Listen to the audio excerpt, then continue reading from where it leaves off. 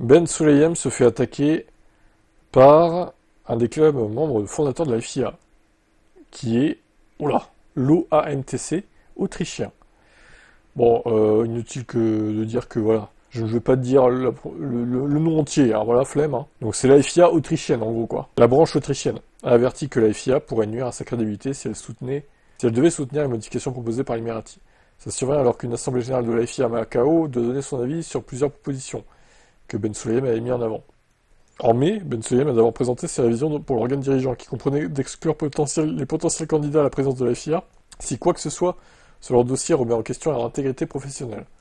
Ah ouais, donc là, il aurait cherché la moindre petite couille sur leur CV pour dire bah non, toi, tu peux pas te présenter.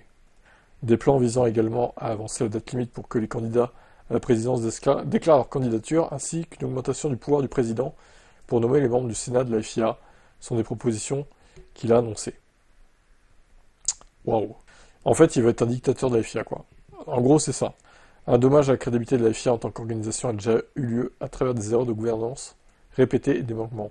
Il ne s'agit pas d'anomalies, ce sont les caractéristiques d'un système de gouvernance défaillant, dû à l'absence de débats et de discussions internes normaux. La position de la FIA par rapport à d'autres organisations internationales est menacée par la blessure auto-infligée de l'échec de la gouvernance. Là où il y a même un risque que ces changements semblent bénéficier à l'administration actuelle de la FIA et non à la FIA elle-même, les changements ne devraient pas être adoptés. Il y a amplement le temps pour une réflexion plus soignée, et si ces changements sont souhaitables, ils le seront toujours lors d'une future assemblée générale, après la prochaine élection. Après la prochaine élection, c'est ça surtout. Ouais, bon, je sais pas ce que ça va donner, qui va être candidat exactement, mais il faudrait pas qu'il repasse quand même, quoi. Faudrait éviter quand même.